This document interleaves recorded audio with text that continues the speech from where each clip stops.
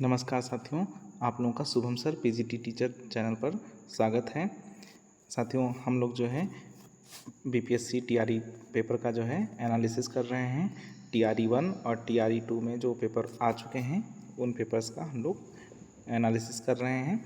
और आज इसी श्रृंखला में दोस्तों हम लोग जो टीआरई 2 में 8 दिसंबर को पेपर हुआ था, 8 दिसंबर 2023 को, उसमें सोशल साइंस के अंतर्गत जो पॉलिटिकल साइंस वाला पार्ट था उस पेपर का हम लोग एनालिसिस करेंगे और देखेंगे कि कैसे कैसे क्वेश्चन आए थे और उसका क्या आंसर है।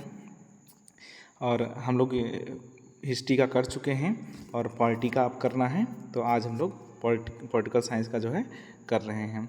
आप लोग ये क्वेश्चन देखिएगा और बताइएगा, कमेंट करिएगा कि कैसा रहा आज का सेशन। तो सबसे पहला क्वेश्चन है साथियों कि 1980 में किस देश ने स्वैत अल्पसंख्यक शासन से स्वतंत्रता प्राप्त की। स्वैत अल्पसंख्यक शासन से किसने स्वतंत्रता प्राप्त की? तो इसका आंसर जो हो जाएगा वो जिम्बाब्वे है। आप लोग 9-10 का एनसीईआरटी जरूर देख लीजिएगा पॉलिटिकल साइंस वाले, क्योंकि क्वेश्चन वहाँ से आते ही आते हैं। फिर जो है दूसरा क्वेश्चन है, प्रजातंत्र के विरुद्ध कौन सा वैध तर्क नहीं है। लोकतंत्र प्रजातंत्र एक ही चीज़ें हैं, तो ये स्टेटमेंट वाला क्वेश्चन है। आप लोग इसको देखिए, पढ़िए, देखिए। यह पहला ऑप्शन है, यह अस्थिरता की ओर ले जाता है, यह भ्रष्टाचार की ओर ले जाता है, इससे देरी होती है। तो क्या ये सही है? नहीं, पर ये सारी चीज़ें गलत हो जाएगा। तो उपयुक्त में से कोई नहीं। क्या होगा आंसर? उपयुक्त में से कोई नहीं। फिर तीसरा क्वेश्चन है, कौन सा देश सार्वभौमिक वयस्क मताधिकार का अनुसरण नहीं करता है। ठीक है, तो इसका जो है ऑप्शन हो जाएगा कि सार्वभौमिक वयस्क मताधिकार का अनुसरण नहीं करता है।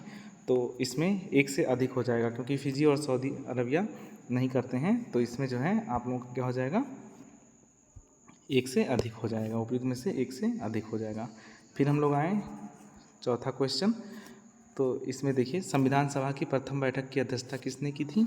तो संविधान सभा की प्रथम बैठक की अध्यक्षता किसने किया था? सच्चिदानंद सिन्हा ने। ठीक है, 9 दिसंबर 1946 को प्रथम बैठक की अध्यक्षता हुआ था, और दूसरा जो बैठक हुआ था वो 11 दिसंबर 1946 को हुआ था। उसका अध्यक्षता कौन किया था? तो डॉक्टर राजेंद्र प्रसाद हो जाएगा। लेकिन इसका आंसर क्या हो जाएगा? सच्चिदानंद सिन्हा का। ठीक है, फिर पांचवा क्वेश्चन है, भारत एक प्रजातांत्रिक गणराज्य है क्योंकि भारतीय संविधान ने व्यवस्था की है निर्वाचित राष्ट्रपति की, वयस्क मताधिकार की, निर्वाचित संसद की, उपयुक्त में से एक से अधिक और उपयुक्त में से कोई नहीं। तो देखिए, इस सब क्वेश्चन में आप लोग कॉन्सेप्ट थोड़ा सा क्लियर रखिएगा, क्योंकि एनसीईआरटी पढ़ते हुए समय इसमें जो है मिल जाएगा आप लोगों को। तो इसको ध्यान रखिएगा, प्रजातांत्रिक गणराज्य। ठीक है, तो यहाँ पर गणराज्य है, इसका मतलब कि यहाँ पर जो राष्ट्रपति होता है वो क्या है? निर्वाचित होता है। और अगर जो हम लोग उसके बारे में बात करेंगे इंग्लैंड में, तो वहाँ पर राजतंत्र है। क्यों? क्योंकि वहाँ पर जो सर्वे सर्वा होता है वो निर्वाचित नहीं होता है, बल्कि उत्तराधिकार के नियम से जो है आता है सम्राट जो होता है। ठीक है, फिर देखिए, ये क्वेश्चन बहुत अच्छा है। सरकार के विभिन्न अंगों में शक्तियों की साझेदारी को कहा जाता है। तो विभिन्न अंगों में शक्तियों की साझेदारी, शक्तियों की साझेदारी को क्या कहा जाता है? तो ये आपका हो जाएगा शक्तियों का पृथक्करण। ठीक है, मतलब कि कार्यपालिका, न्यायपालिका और विधायिका तीनों क्या हैं? इसमें बटे हुए हैं। तो हम लोग इसको क्या बोलते हैं? शक्तियों का पृथक्करण। ठीक है, अब देखिए सातवां वाला क्वेश्चन है कि राष्ट्रीय मानवाधिकार आयोग एक सांविधिक निकाय है, 1993 में स्थापित हुआ था, एक बहुत सदस्यीय निकाय है, और डी और ई। तो देखिए, ऐसे क्वेश्चन में आप लोग देखिएगा जो स्टेटमेंट वाले हैं, डी और ई को भी जो है ध्यान में आप लोगों को रखना है। तो देख लीजिएगा कि कहीं एक ही, क्योंकि डी और ई ऑप्शन बहुत फंसाएगा आपको, ये जान लीजिए। मैं भी पेपर दिया था, उस समय भी बहुत सारा फंसाया हुआ था क्वेश्चन, इसमें भी फंसाएगा ही। तो आप लोग ध्यान रखिएगा कि जो भी आयोग होंगे उनको देख लीजिएगा कि कौन सा संवैधानिक आयोग है, कौन सा सांविधिक आयोग है, उससे आप लोगों का क्लियर हो जाएगा। तो देखिए, इसका क्या हो जाएगा? इसका उपयुक्त में से एक से अधिक हो जाएगा। यानी राष्ट्रीय मानवाधिकार क्या है? एक सांविधिक निकाय है, 1993 में स्थापित हुआ था, एक बहुसदस्यीय निकाय है। देखिए, एक तो क्लियर है कि बहुसदस्यीय निकाय है, सबको पता है कि राष्ट्रीय मानवाधिकार क्या है? बहुसदस्यीय निकाय। निर्वाचन आयोग बहुसदस्यीय, संघ लोक सेवा आयोग बहुसदस्यीय। तो ये जितने भी आयोग हैं लगभग मान कर चलिए कि बहुसदस्यीय हैं। तो एक आंसर तो आप लोगों को पता ही है। हाँ, अब ये एक सांविधिक निकाय है, ये भी आप लोगों को पता होना चाहिए कि कौन सा संवैधानिक संस्था है, कौन सा सांविधिक संस्था है। और स्थापना का भी जो है देख लीजिएगा मेन का। फिर देखिए संविधान, फिर क्वेश्चन है कि संवैधानिक उपचारों के अधिकार को किसने हमारे संविधान का हृदय और आत्मा पुकारा है। ठीक है, तो इसका जो आंसर हो जाएगा आपका ये हो जाएगा doctor B.R. Ambedkar. Doctor Ambedkar ने जो है संवैधानिक उपचारों के अधिकार को क्या कहा है, हृदय और आत्मा कहा है, यानी आर्टिकल 32 को। किसको कहा है, आर्टिकल 32, आर्टिकल 32 इसको कहा है, नोट कर लीजिए। फिर 9वां क्वेश्चन है, किस वर्ष श्रीलंका एक स्वतंत्र देश के रूप में अस्तित्व में आया। ठीक है, तो 1949, 1946, 1956। ठीक है, ये तीनों नहीं होगा, इसका ई ऑप्शन हो जाएगा उपयुक्त में से कोई नहीं। ठीक है, क्योंकि इसका जो आंसर है वो शायद 1950 है, देख लीजिएगा एक बार, शायद 1950 है जो मुझे याद आ रहा है।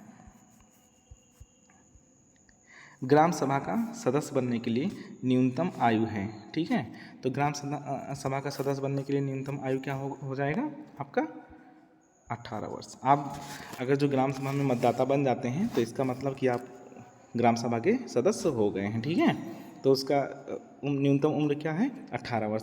और ग्राम पंचायत का चुनाव लड़ने का जो न्यूनतम उम्र क्या है वो 21 वर्ष है। विधानसभा का चुनाव लड़ने का न्यूनतम उम्र क्या है तो वो 25 वर्ष है। ध्यान रखिएगा, ये चुनाव लड़ने वाला और सदस्य बनने का, इसको आप लोग नोट कर लीजिए कि ग्राम पंचायत का चुनाव लड़ने का उम्र कितना है, न्यूनतम 21 वर्ष है। और विधानसभा का चुनाव लड़ने का न्यूनतम उम्र कितना है तो 25 वर्ष है। ठीक है, लोकसभा का सदस्य बनने के लिए 25 वर्ष है। राज्यसभा का सदस्य बनने के लिए कितना है 30 वर्ष है न्यूनतम। ठीक है, ये उम्र देख लीजिएगा। राज्यसभा का कार्यकाल है, देखिए ये क्वेश्चन बहुत अच्छा था, ये क्वेश्चन फंसाया था कि राज्यसभा का कार्यकाल है। बहुत लोगों ने इसको जो है 6 वर्ष लगा दिया, जबकि ऐसा नहीं है। अगर आपसे पूछता कि राज्यसभा के सदस्य का कार्यकाल कितना होता है तब आप 6 वर्ष लगाते, लेकिन इसमें पूछा है कि राज्यसभा का कार्यकाल क्या है, तो राज्यसभा का कार्यकाल क्या हो जाएगा, ये एक अस्थाई सदन है, कभी ये विघटित नहीं होता है। जैसे लोकसभा आप लोग देखते होंगे कि हर 5 साल में विघटित हो जाता है, लेकिन राज्यसभा कभी भी विघटित नहीं होगा क्योंकि ये एक अस्थाई सदन है। ठीक है, लेकिन अगर जो पूछता कि राज्यसभा के सदस्य का कार्यकाल कितना होता है तब आपका आंसर क्या हो जाता है 6 वर्ष। ठीक है, ये सब चीज़ें देखिएगा, बहुत छोटा छोटा माइन्यूट में फंसाया है लोगों को और लोगों ने गलत किया था ये सब क्वेश्चन। ठीक है, फिर देखिए नेक्स्ट क्वेश्चन है, कौन सा संविधान संशोधन अधिनियम लोकसभा एवं राज्य विधानसभाओं में महिलाओं के लिए 33% सीटों के आरक्षण की व्यवस्था करता है। ठीक है, तो ये तो रिसेंट का क्वेश्चन था, आप लोग जानते ही होंगे कि ये 106वां संविधान संशोधन अधिनियम था जो कि ये ऐसी व्यवस्था करता है, तो इसको नोट कर लीजिए। देखिए, निर्वाचक फोटो पहचान पत्र को भारत में किस वर्ष लागू किया गया। ठीक है, निर्वाचक फोटो पहचान पत्र को भारत में किस वर्ष लागू किया गया, तो इसका आंसर क्या हो जाएगा, उपयुक्त में से कोई नहीं।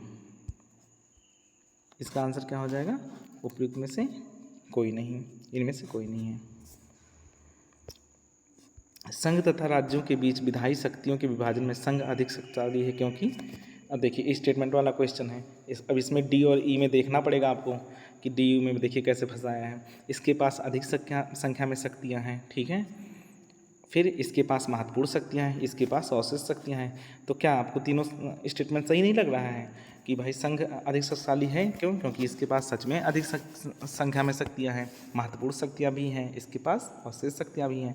मतलब शक्तियों का बंटवारा जो हुआ राज्य और संघ के बीच में, तो संघ को अधिक शक्तियाँ दी गई हैं। ठीक है, जैसे संघ किसी भी राज्य के नाम में परिवर्तन कर सकता है, किसी भी राज्य की सीमा को घटा बढ़ा सकता है। ठीक है, फिर महत्वपूर्ण शक्तियाँ कौन सी हैं कि देखिए जितने भी केंद्रीय एजेंसियां होती हैं वो राज्यों में कहीं भी आ जा सकती हैं, कहीं भी अपना मतलब कोई भी शक्ति ग्रहण कर सकती हैं, विधायी शक्तियां हैं। और जो भी बचे हुए शक्तियां हैं वो किसके पास हैं, वो संघ के पास है। ठीक है, आप समवर्ती सूची और संघ सूची और राज्य सूची में देखेंगे तो वो सबसे ज़्यादा किसको पावरफुल दिखाता है, वो आपको संघ का दिखाता है, ठीक है। तो इसका ऑप्शन क्या आ जाएगा, उपयुक्त में से एक से अधिक हो जाएगा। अब देखिए अच्छा क्वेश्चन ये भी है कि कुछ पार्टियों का गठन का देख लीजिएगा। जो राष्ट्रीय पार्टियां हैं, 6 राष्ट्रीय पार्टियां हैं, उनका नाम आप लोग देख लीजिएगा और उनका गठन देख लीजिएगा कब कब हुआ। ये एक एक नंबर आपके जो है बढ़ाएंगे, आप लोग देखते रहिएगा इसको। तो भारतीय जनता पार्टी की स्थापना कब हुई थी, 1980 में। कब हुई थी, 1980 में। इसको नोट कर लीजिए। फिर भारत में मतदान व्यवहार को प्रभावित करने वाला सर्वाधिक महत्वपूर्ण कारक है, ठीक है। तो ये क्वेश्चन था, कॉन्सेप्ट टाइप का ही है कि आप अगर जो मतलब व्यवहारिक जीवन में देखेंगे तो समझ में आ जाएगा ये कि भारत में मतदान व्यवहार को प्रभावित करने वाला सर्वाधिक महत्वपूर्ण कारक क्या है। तो आयोग ने इसका आंसर क्या माना है, जाति। क्या माना है, जाति, ठीक है।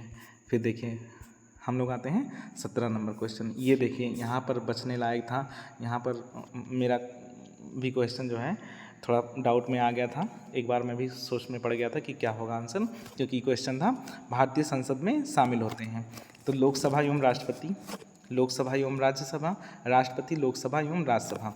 अब इसमें डाउट ये था कि एक बार आयोग का पेपर दिया था बीपीएससी का, तो उसमें जो है तीनों मान लिया था, लेकिन इस बार पेपर में जब हम लोग देने गए तो इसमें क्या माना, मतलब सेम क्वेश्चन नहीं था, वो दूसरा क्वेश्चन था, लेकिन इस बार वाले में क्या माना है, राष्ट्रपति, लोकसभा एवं राज्यसभा, ठीक है।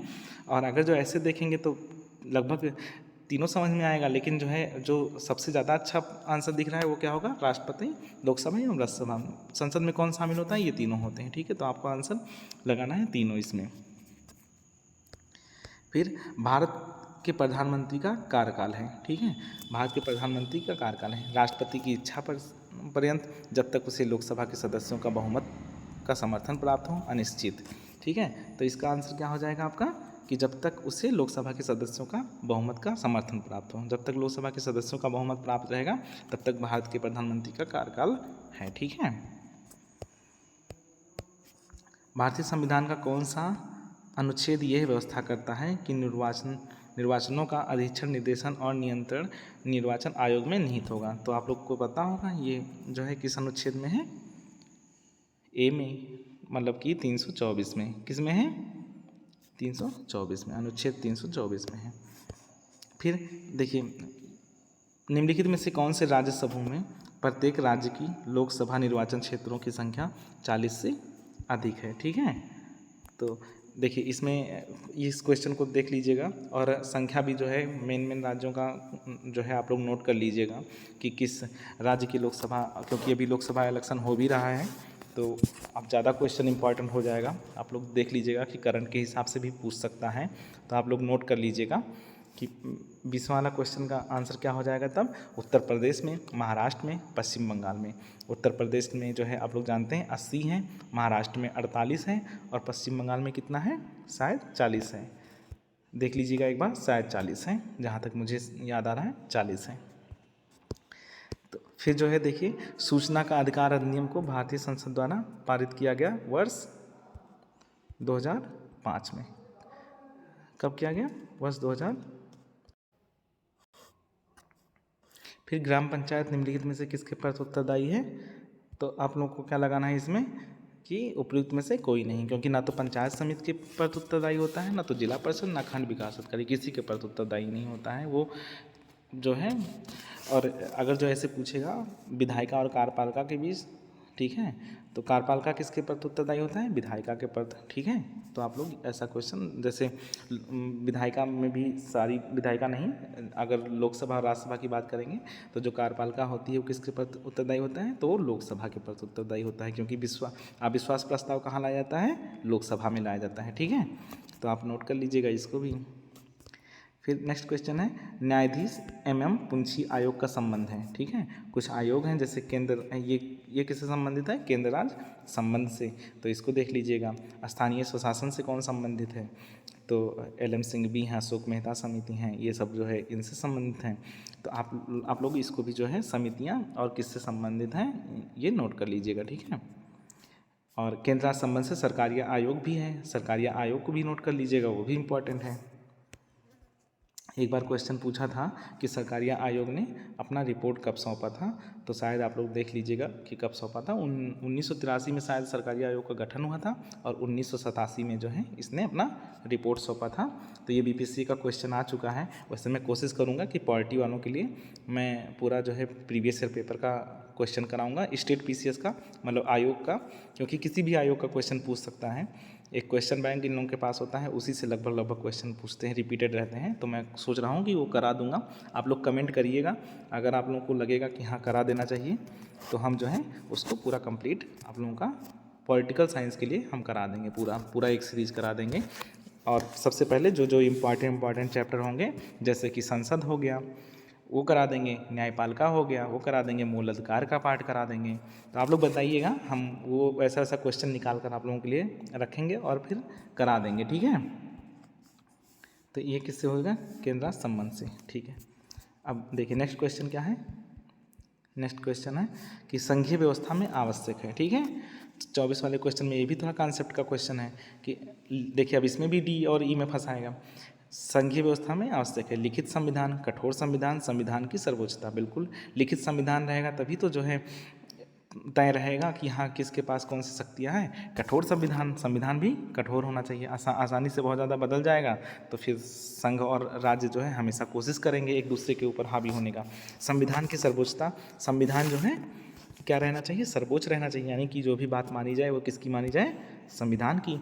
तो इसका आंसर क्या हो जाएगा? उपयुक्त में से एक से अधिक, ठीक है। भारत में मंत्रिपरिषद में शामिल होते हैं, ठीक है।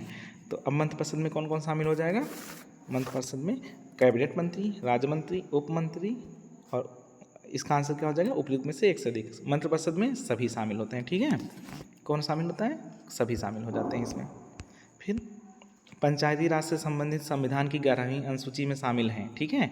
तो 11वीं अनुसूची में नोट कर लीजिएगा कितने विषय हैं? 29 विषय हैं। कौन से? 29 विषय। और अगर जो हम बोलें कि 12वीं अनुसूची, तो 11वीं अनुसूची चूँकि पंचायत का होता है और 12वीं अनुसूची किसका होता है?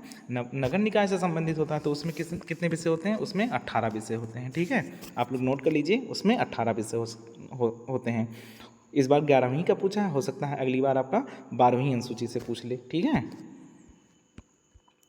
वर्तमान में राष्ट्रीय मानवाधिकार आयोग के अध्यक्ष कौन है, ठीक है। अब देखिए बहुत अच्छा क्वेश्चन पूछ लिया।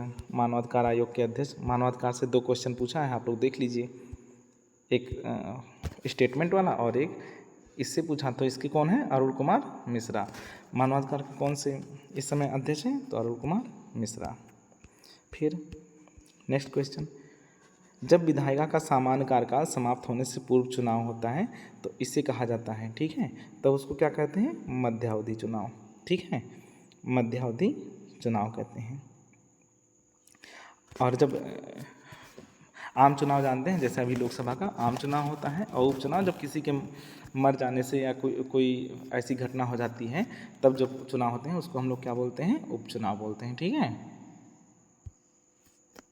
जैसे कि अभी बीच में मुलायम सिंह यादव की जब डेथ हुई थी तो उसके बाद में मैनपुरी में फिर से उपचुनाव हुआ था,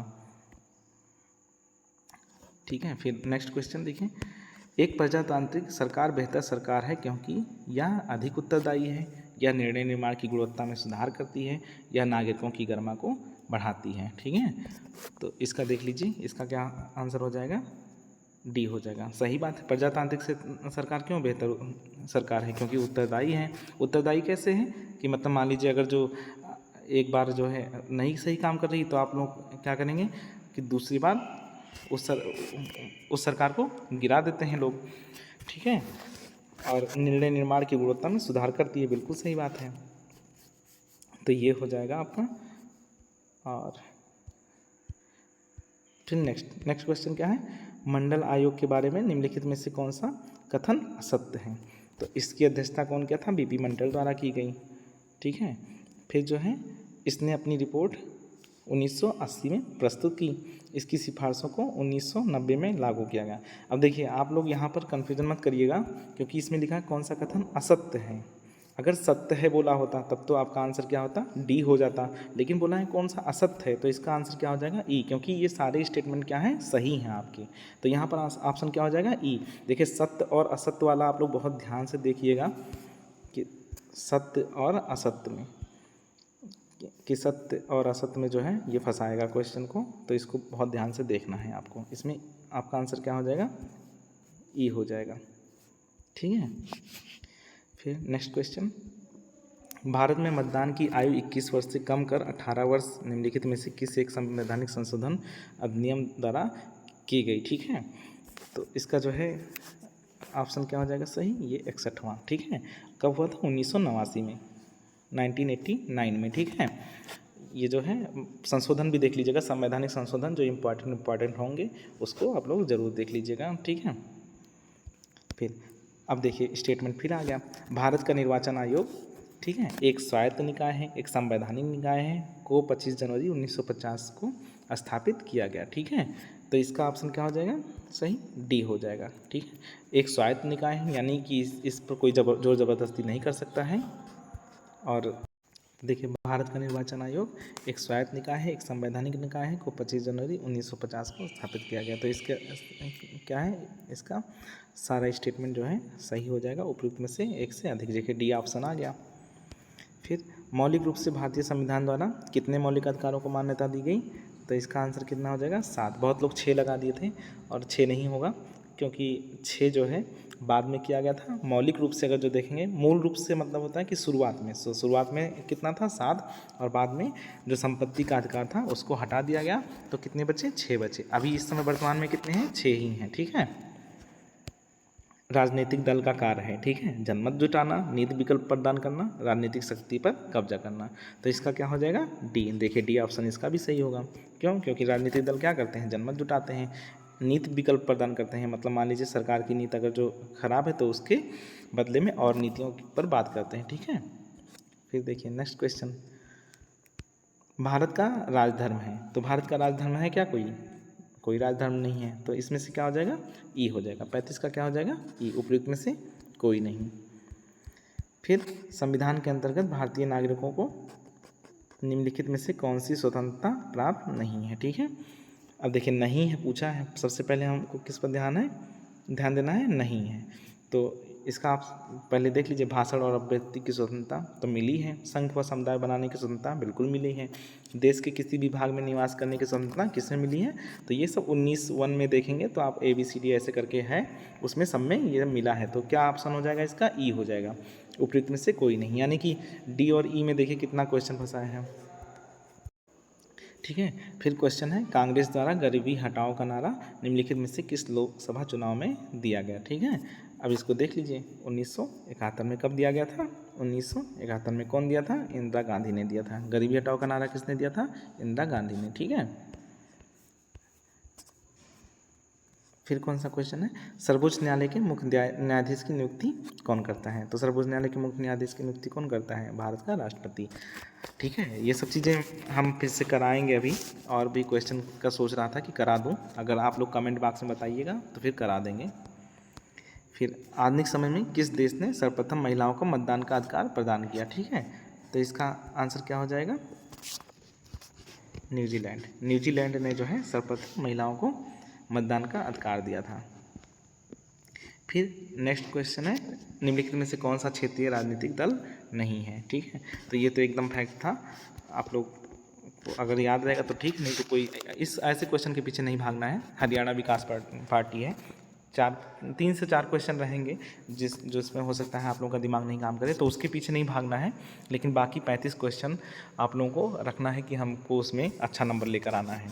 और बाकी आप लोग इस वीडियो को देखिए, कमेंट करिए, कमेंट से ही मुझे आप लोगों का फीडबैक मिलता है, तभी मैं जो है और आगे सोच पाता हूँ कि इसमें क्या सुधार करना चाहिए। शुरुआत की वीडियो में थोड़ा सा प्रॉब्लम हुआ था, लेकिन अब धीरे धीरे सुधार हो रहा है। आप लोग फीडबैक देंगे तो फीडबैक से ही मुझे जो है समझ में आएगा कि और क्या सुधार हो सकता है, किस चीज़ के लिए वीडियो बनाना चाहिए आप लोगों के लिए। आप लोगों के लिए इस समय क्या क्या किया जा सकता है, वो चीज़ें आप लोग अपना फीडबैक से हमको बताइए। और पॉलिटिकल साइंस का ये 9-10 का मतलब अभी वीडियो अपलोड कर दूंगा, आप लोग देख लीजिए। इसके बाद 6 to 8 का अपलोड कर दूंगा। और फिर मैं सोचा हूँ कि जो भी बिहार पीसीएस से जो भी क्वेश्चन आए हैं या किसी भी स्टेट पीसीएस से, क्योंकि वो रिपीट हो सकता है, उसका मैं एक सीरीज लेकर चलूँगा, इंपॉर्टेंट चैप्टर का क्वेश्चन करा दूंगा। अभी आप लोग केवल क्वेश्चन करिए, ज़्यादा से ज़्यादा आप लोग क्वेश्चन करिए। और डी और ई ऑप्शन को बहुत ध्यान से देखना है कि कैसे जो है डी और ई ऑप्शन से बचा जा सकता है, क्योंकि वो आपके लगभग मान कर चलिए कि 10-12 क्वेश्चन रहेंगे, वो आपको बढ़त दिलाएंगे, ठीक है। और बाकी डिटेल्ड मैं डी और ई ऑप्शन के लिए बनाऊंगा एक वीडियो, फिर बता दूंगा उसमें। चलिए दोस्तों, मिलते हैं नेक्स्ट वीडियो में, और तब तक के लिए आप लोग लाइक, शेयर और सब्सक्राइब जरूर करिए, चैनल को सपोर्ट करिए, ठीक है। और अपना फीडबैक ज़रूर दीजिए, ठीक है दोस्तों।